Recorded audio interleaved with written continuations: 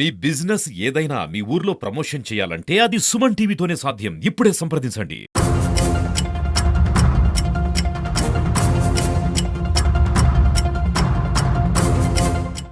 మాన్య శ్రీ నారా చంద్రబాబు నాయుడు గారు ముఖ్యమంత్రి అయ్యాక స్వర్ణాంధ్ర 2047 ని తీసుకొని వచ్చారు. మనందరికీ తెలిసిన విషయమే. అందులో భాగంగా P4 మోడల్ ను ప్రైవేట్ పబ్లిక్ పీపుల్స్ పార్టిసిపేషన్ అని చెప్పేసి రేపు 2024లో మనము రాష్ట్రాన్ని భారతదేశంలోనే మొదటి స్థానంలో నిలబెట్టాలంటే మన యొక్క యువత ప్రపంచ నలుదిక్కుల ఒక మంచి స్థానంలో మొదటి స్థానంలో ఉండాలంటే మన రాష్ట్ర అభివృద్ధి కోసం ఒక ప్రణాళిక 2047 స్వర్ణాంధ్ర. ఇందులో భాగంగా P4 మోడల్ ని తయారు చేసి ఈరోజు ఒక యాక్షన్ ప్లాన్ ని ఒక కమిటీని ఏర్పాటు చేసి దానికి చైర్మన్ గా ఏ నియోజకవర్గ ఎమ్మెల్యేను చైర్మన్ గా చేసి వాళ్ళకు ఒక స్పెషల్ ఆఫీసర్ ని ఇచ్చి వాళ్ళకి స్టాఫ్ ను ప్రొవైడ్ చేసి దాంట్లో భాగంగా ఒక అనుభవమైన వ్యక్తిని కూడా దాంట్లో భాగంగా చేసి అలాగనే సమాజంలో యాక్టివ్ గా ఉంటున్న ఫిలాంథ్రఫిస్టులు సమాజ సేవకుల్ని కూడా ఇద్దరిని దాంట్లో మెంబర్స్ గా చేర్చుకొని ఈరోజు ఈ P4 మోడల్ ని తయారు చేయడం జరిగింది. అందులో భాగంగా ఈ రోజు ఒక ఫస్ట్ మీటింగ్ పెట్టడం జరిగింది. ఇది స్వర్ణాంధ్ర 2047 అలాగనే స్వర్ణాంధ్ర కడప 2047 ఆ దిశగా కడప కాన్స్టిట్యున్సీలో ఎమ్మెల్యేగా పనిచేయబోతున్నాం. దీంట్లో భాగంగా మన కాన్స్టిట్యున్సీలో కడపలో ఏ విధమైన సమస్యలు ఉన్నాయి, మనము ఆర్థికంగా మనదంత ఆదాయం ఎంత, మనకున్న పరిశ్రమల వివరాలు ఏంటి, మనకున్న వ్యవసాయ పరంగా మనకున్న ఆదాయం ఎంత, అలాగనే సేవా రంగంలో మనకున్న షేర్ అంతా, దాని మీద పూర్తిగా ఒక పవర్ పాయింట్ ప్రెజెంటేషన్ తయారు చేసుకొని దాని మీద ఎలా దీన్ని ఈ రోజు మన ఆర్థికంగా మనకున్న ఇన్కమ్ 7,011 కోట్లు అయితే దాన్ని దాదాపు మనం ఎంత పెంచాలా, ఎంత వరకు తీసుకుపోవాలంటే 2047 వచ్చేసరికి దాన్ని 3 లక్షల కోట్లకు తీసుకుపోవాలనే ఒక యాక్షన్ ప్లాన్ తో ముందుకెళ్తున్నాము. ఈ రోజు మీరు గమనిస్తే పర్ క్యాపిటల్ ఇన్కమ్ కడప కాన్స్టిట్యున్సీలో 1,87,000 ఉంది. కానీ మీరు గమనిస్తే షాకింగ్ న్యూస్ ఏంటంటే పులివెందులు కూడా 3 లక్షలు, కమలాపురం 2.5 లక్షలు ఉంది, జమ్మలమడుగు 3 లక్షలు ఉంది. ఈ రోజు కడప కాన్స్టిట్యున్సీ యొక్క పర్ క్యాపిటల్ ఇన్కమ్ 1,87,000 ఉంది. అంటే చాలా తక్కువగా ఉంది. దీనికి కారణం ఏంటంటే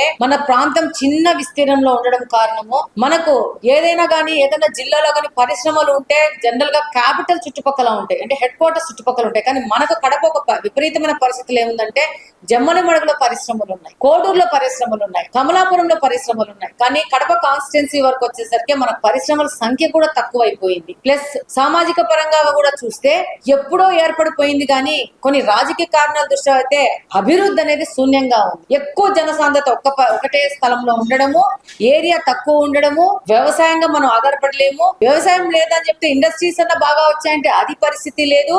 చదువుకున్న వాళ్ళు తక్కువగా ఉన్నారు. ఇవన్నీ ఒక కారణము. ఈ యొక్క కడపను ఒకటే పార్టీ కబ్జా చేసుకొని అభివృద్ధి లేకుండా చేయకపోవడం అనేది ఇంకో కారణం.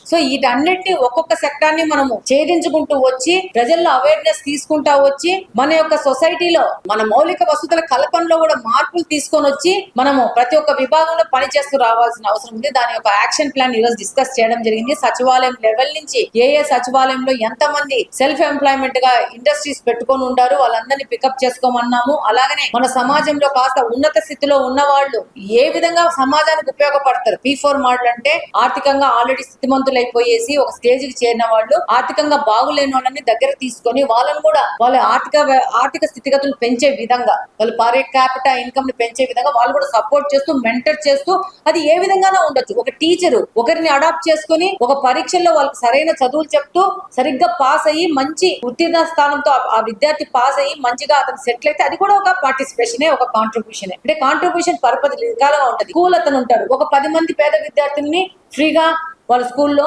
అడ్మిషన్ చేసుకోవడం, లేకపోతే ఆ వ్యక్తి వచ్చి ఆ లైన్ లో ఏదైనా వాటర్ ఫెసిలిటీ ఉంటే దానికి ఆయన సహాయం చేయడం, ఇలా ప్రతి ఒక్కటి ఈ విధంగా 10,000 బంగారు కుటుంబాలని కడప కాన్స్టిట్యున్సీలో పికప్ చేసుకోవడం జరిగింది. వాటికి కావాల్సిన మార్గదర్శులను కూడా మనం రేపు గుర్తించాల్సిన అవసరం ఉంది. కాబట్టి రేపు రాబో కాలంలో ఈ మార్గదర్శులను గుర్తించుకోవడానికి ఇంట్రెస్ట్ ఉండి సమాజ శ్రేయస్సు కోసం పనిచేసే వాళ్ళ కోసము అనేక పర్యాయాలు అనుభవజ్ఞులైన సమాజంలో ఉన్నత స్థాయిలో ఉన్న చదువుకున్న వాళ్ళు, డాక్టర్లు, ఇంజనీర్లు, ఇండస్ట్రీ ఎడ్యుకేషన్ దాంట్లో స్కూల్ పెట్టుకున్న స్కూల్స్ యొక్క యజమానులు కానీ కాలేజ్ యొక్క యజమానులు కానీ ప్రతి ఒక్కరిని పిలుచుకొని వాళ్ళతో ఒక మీటింగ్లు పెట్టుకొని ఏ విధంగా మన కడపను ముందుకు తీసుకుపోవాలా, అలాగనే ఒక బుగ్గొంకను మనం ఒక మోడల్ క్లీనింగ్ ప్రోగ్రామ్ లో మనం చూపించాం. ఈ రోజు సక్సెస్ అయినాం. ఏ విధంగా ఫండ్స్ తీసుకొని వచ్చాము, కలెక్టర్ గారి దగ్గర నుంచి స్పెషల్ ఫండ్స్ తీసుకొని వచ్చాము, ఆ విధంగానే రేపు కేసీ కెనాల్ కూడా మనం ప్రక్షాళన చేయాల్సిన అవసరం ఉంది. ప్రజల దగ్గరికి పోతే వాళ్ళు ఏమంటున్నారు, ఇదంతా ఇట్లా ఉంది అంటున్నారు. అంటే దాంట్లో చెత్త వేసేది వాళ్ళే, దాని మీద కంప్లైంట్ చేసేది వాళ్ళే.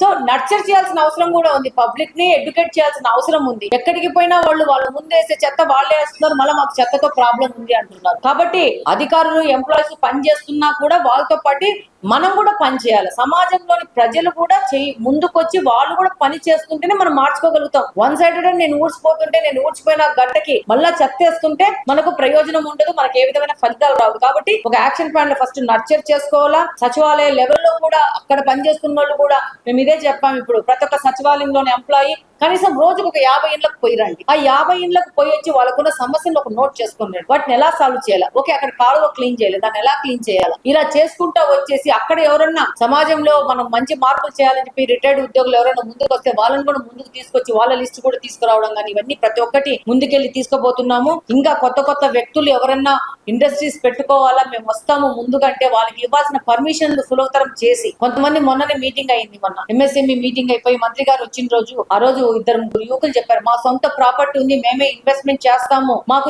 ఈ యొక్క పర్మిషన్ సులభతరం కావాలా అని చెప్పినారు. అట్లాంటి వాళ్ళని కూడా పికప్ చేసుకొని వాళ్ళ లిస్ట్ తయారు చేసుకొని వాళ్ళు ఎవరైనా ముందుకు వస్తామంటే ప్రభుత్వ పరంగా కానీ ఇతర శాఖల దగ్గర నుంచి కానీ ఏ విధమైన వాళ్ళకి సులభతరం చేయాలా, వాళ్ళు రావాలా, పెట్టాలా, ఇన్నే పర్ఫెక్ట్ వేలో. ఏదో మనం పరిశ్రమ పెట్టాము, మా దగ్గర ఉన్న చెత్త అంతా పక్కకు తోసేస్తున్నాము, ఆ కాలువలో నీళ్లు పోతున్నాయి, పక్కన వాళ్ళని ఇబ్బంది పెడుతున్నాం, అట్లా కాకుండా ఒక పర్ఫెక్ట్ ప్లాన్ లో కడపను ముందుకు తీసుకుపోవాల్సిన అవసరం ఉంది. రేపు 7వ తేదీ డిఆర్సీ మీటింగ్ ఉంది. అందులో కూడా మేము ఒక పవర్ ప్లాంట్ ప్రెజెంటేషన్ మా కాన్స్టిట్యున్సీకి సంబంధించి తయారు చేసి ఆమెకు మినిస్టర్ గారికి సబ్మిట్ చేయబోతున్నాము. అలాగనే కడపలోకి భాగంగా ఫస్ట్ మనం ఇన్ఫ్రాస్ట్రక్చర్ ని ఇంప్రూవ్ చేసుకోవాల్సిన అవసరం ఉంది. ఏదైనా ఒక నగరం కానీ ఒక ప్రాంతం కానీ అభివృద్ధి చేయాలంటే ఫస్ట్ ఇన్ఫ్రాస్ట్రక్చర్ డెవలప్ కావాలా. ఈ యొక్క సంవత్సరం అయింది మనం వచ్చి రోడ్డు వైడనింగ్స్ కూడా మనం ఆల్రెడీ ప్రపోజల్స్ పెట్టి 1 year అయింది. దానికి సంబంధించిన ప్లాన్స్ అధికారులు తిరుగుతూ ఉన్నారు. అవి కూడా ఆల్మోస్ట్ రెడీ అయిపోతున్నాయి. కాబట్టి రోడ్ వైడనింగ్స్ కానీ దాదాపు ఒక 2-3 ప్రాంతాలను మేము ఫస్ట్ మోడల్ గా రోడ్ వైడనింగ్స్ చేయబోతున్నాము. అవి చేసి ఆ ప్రాంతాలను సరి చేసి మళ్ళా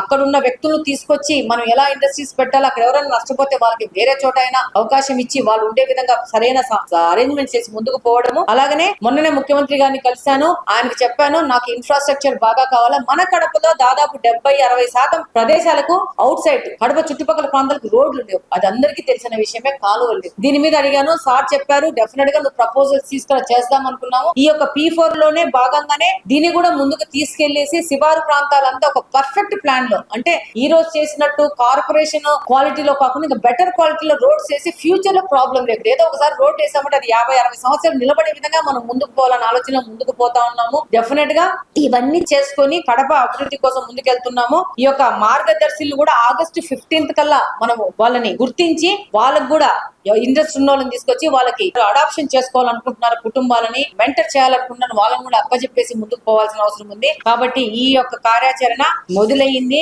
దీని ప్రకారము ప్రతి ఒక్క కాన్స్టిట్యున్సీని డెవలప్ చేసుకుంటూ అలాగనే మన రాష్ట్రాన్ని డెవలప్ చేసుకుంటూ ముందుకెళ్తున్నాము. ఇది శ్రీ నారా చంద్రబాబు నాయుడు గారి విజన్ లో ఈ 2047 స్వర్ణాంధ్ర అయితే, అలాగనే కడప 2047 మీద కడపలో ఇక్కడ ఉన్న కూటమికి సంబంధించిన వాళ్ళందరము పని చేస్తాము. ఎవరు కడప మీద కడప భవిష్యత్తు కోసము ముందుకొస్తారో వాళ్ళందరినీ కలుపుకొని పనిచేయడానికి సిద్ధంగా ఉన్నాము.